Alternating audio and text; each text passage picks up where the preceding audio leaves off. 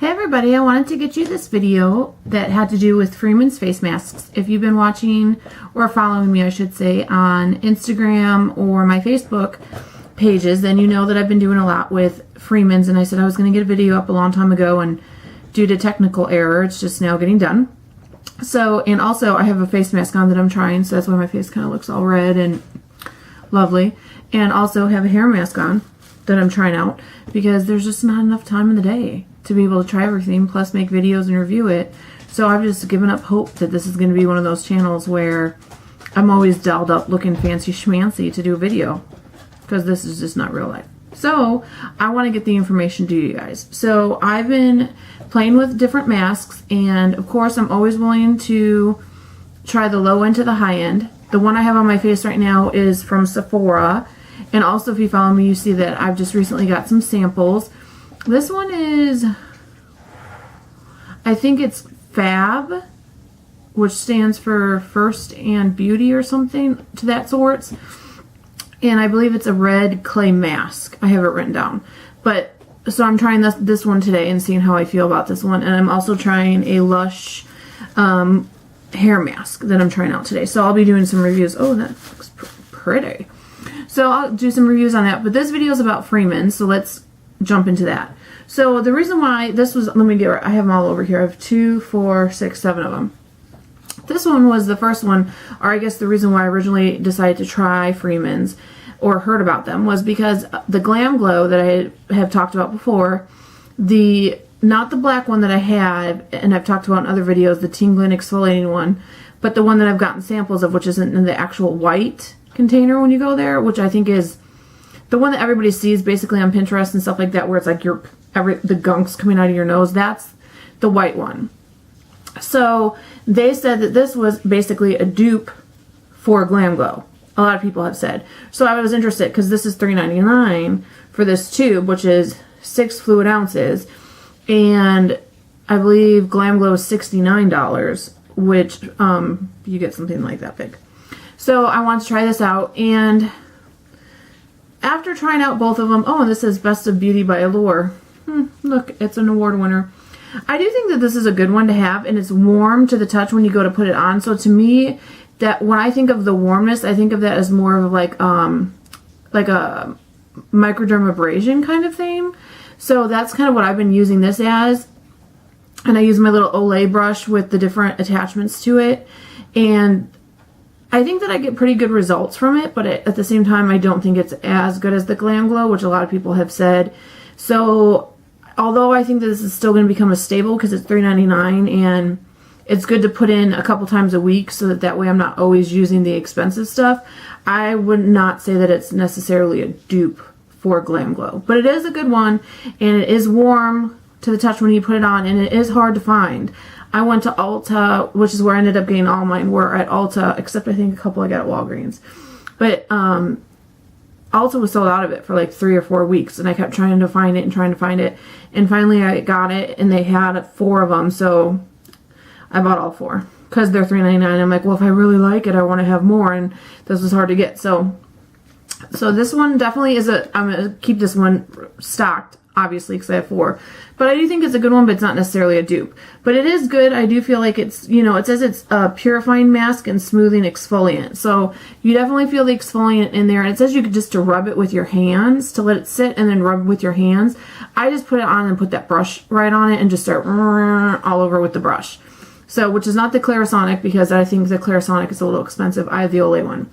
So, this is the first one. The 2 masks that I was really interested in because I have a lot of oil, and I'm also having a lot of issues with my pores, and that's something that I've been trying the different masks to work on. So what's good for those things are clay masks, which is why I have the red clay. And then they have these 2 masks. One is a mint and lemon, which clears breakouts and minimizes the appearance of pores. And this one is an avocado and oatmeal, which deep cleans and purifies pores. So both of these are meant to go in and get those pores and get all the gunk out, which, to be honest,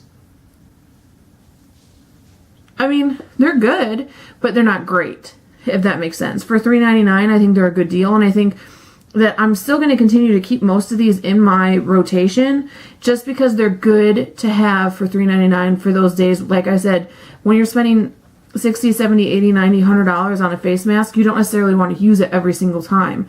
You want to have something to fill in, and I think that these are good products for that. So these were my clay masks that I got that I do think are good, and I think they smell good, and you leave them on and you wipe them off. It's wonderful.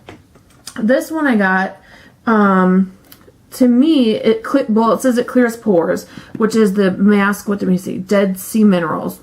I mean, that doesn't sound like something I want to put on my face, but nonetheless, it clears pores and smooths skin. So this is another one that goes on. I think it kind of goes on like a clay mask, to be honest. It doesn't say clay mask on it. It's an anti-stress mask, which it didn't take away any of my stress when I use it, so I think that's false advertising, but maybe it's a psychological thing. I don't know. So, but I do think it goes more on like a clay mask, even though it doesn't say clay, but it does still clear out the pores. And I would probably say out of the three, that this one is my favorite one.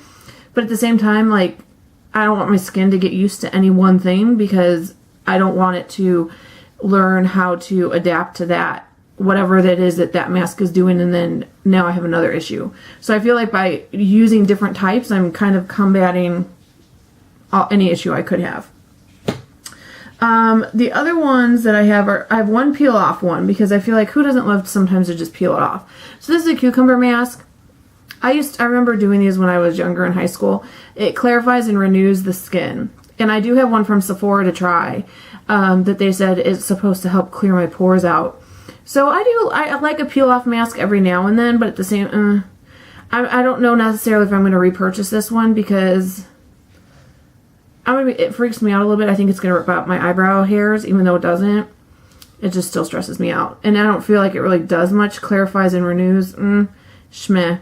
So this one I'm going to use until it's up, but then at the same time, I'm probably not going to repurchase this one. This one, let me see, where's the one I wanted to talk about next? Oh, this one. Anything that says facial brightening is going to get me from the beginning because I love anything that brightens my skin and doesn't make it oily. Because I feel like a lot of stuff that's brightening means, oh, let's add some oil so you're shiny. I don't want to shine. I want to be brightened, which are two totally different things, by the way. So this one I liked, and I use it when maybe I've over exfoliated a little bit, or I'm feeling a little sensitive, or maybe there's been a couple days in a row where I've worn a lot of makeup and I had to kind of be more aggressive to get it off with, you know, using a harsher exfoliant. I think this one's a nice one to put on to kind of soothe the skin. But at the same time, it's hydrating and brightening, so it doesn't make it look so red and so, I guess, attacked by your exfoliating brush. So I do like this one. I will continue to be getting this one. And this one I actually used today, which I think is the only one I saw. I think there was another one that they had. I bought basically all of them, but I think there was one, something about strawberries and something else, and chocolate or something I don't want on my face. But this one I use, it's a 2-in-1 exfoliating mask, renews and refreshes. And I like this one because although I do have a really good exfoliant and some other good exfoliating masks, they are not cheap.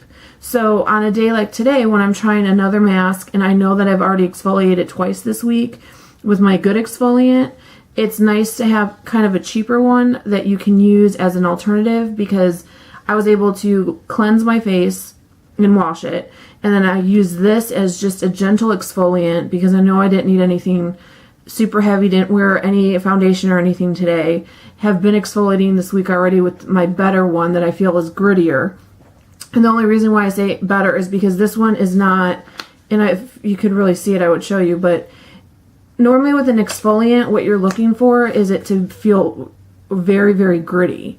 The ratio of grit to, I guess, the gel or the water, whatever it is that they put in it with it. I don't even know what's in here with this, but whatever, you want it to be gritty. The grittier, the better it's going to exfoliate. This is not very gritty, but there is some grit to it. So that's why you can still use it as an exfoliant.